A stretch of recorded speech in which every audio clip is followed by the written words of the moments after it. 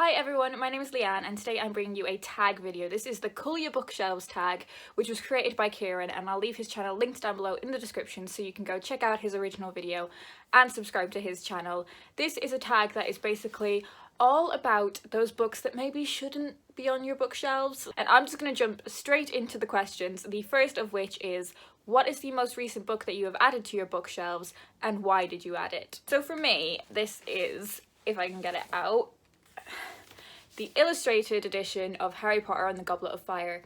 Do we need to give J.K. Rowling any more money?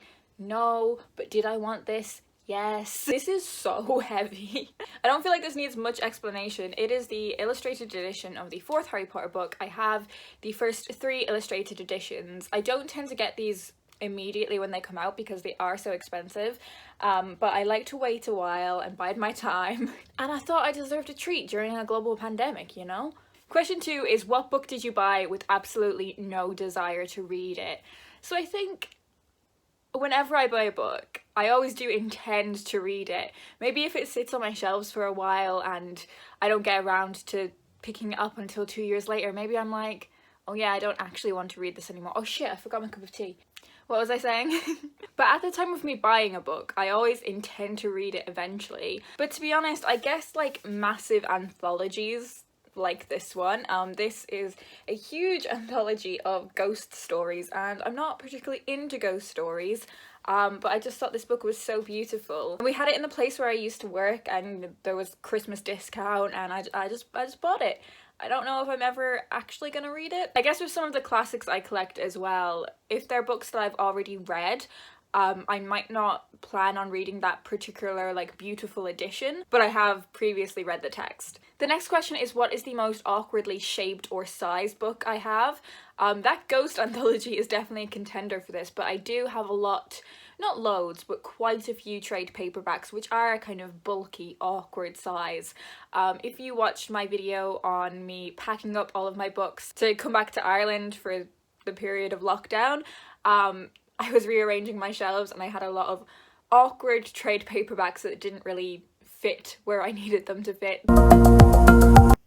Well, that's annoying. Right, it just so happens that I've got loads of either hardbacks or trade paperbacks that need to go here. I suppose this one is quite awkwardly sized. This is a really beautiful edition of Charles Dickens' A Christmas Carol. So shiny. There's a bit of a story behind why I own this, and I'm thinking about doing a video that is like books that have a story around how I got them, with a snappier title than that. This looks really beautiful like where I have it placed at the moment, but it is a very awkward size because it's like tall and thin. To be honest, just everything on this little section of my bookcase is slightly awkwardly sized. Question 4 is, how do you arrange your bookshelves? Is there method to the madness? And yes, so where I am now in my mum's house, I have like 3 main shelving units. There are 2 either side of my bed, and they are everything mixed in, like fiction, poetry, non-fiction,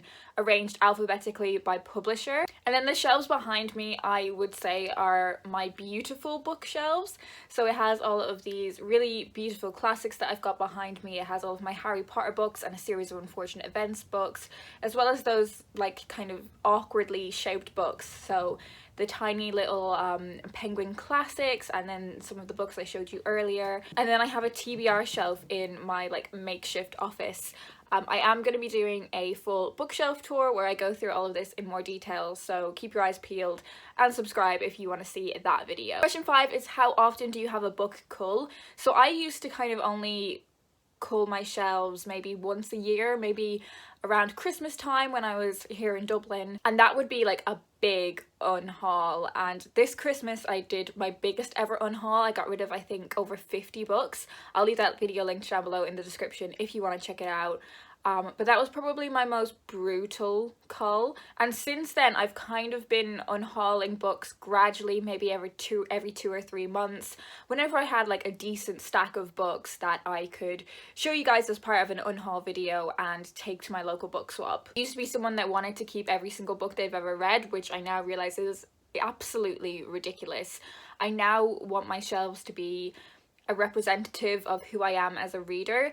I am keeping hold of books that maybe I won't reread one day, but I think they do still represent me in some way. That kind of leads into question 6, which is how do you decide if you want to keep a book or give it away? There's no precise science to it. I think more often than not it's just based on a feeling. First of all, I'll get rid of a book if I didn't enjoy it, and I think if it doesn't represent me in some way as a reader. So for instance, if I had a book that was about like gender and sexuality, but it was a book that I didn't particularly love, I would probably still keep hold of that book just because I like having a little gender and sexuality kind of theme throughout my library. I would love to have enough of those books one day for it to have like its own little section and have the space for that. It's definitely not a precise science. It is mostly done kind of just by gut feeling. The next question is, what is a contender for the oldest book on your bookshelves?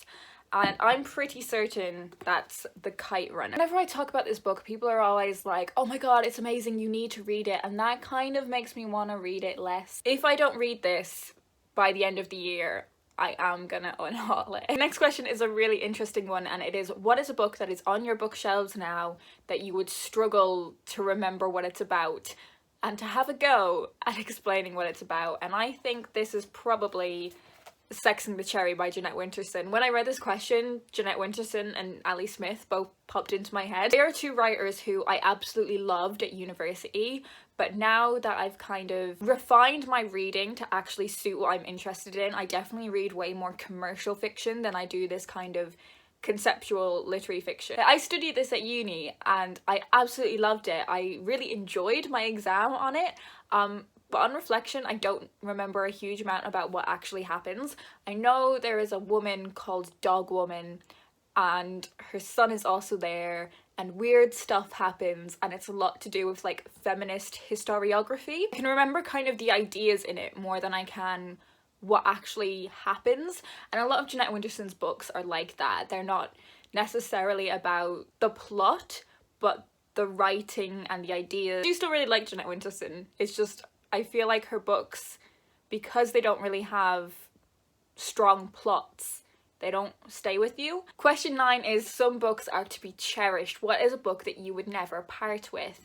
I really struggled with this question because while I like to keep hold of books as a representative of what kind of reader I am, I don't think there are many that I have a huge sentimental value towards. There are lots of books on my shelves that I would never want to part with, but I did try to think about a book that I do have quite a lot of sentimental value for, and the one I chose was Girl Up by Laura Bates. This is a book that is aimed at, I think, kind of young teenagers, and it's about puberty and sexism and gender and all that fun stuff, and I do have quite a sentimental attachment to this because I had a massive breakup when I was like 20, and I bought this book just before that, I think I bought it on the day of the breakup, like before it happened. After that breakup, one of the like things I did for myself to make me feel like empowered was I went to a friend's 21st birthday in London, which involved me going on a 6-hour coach ride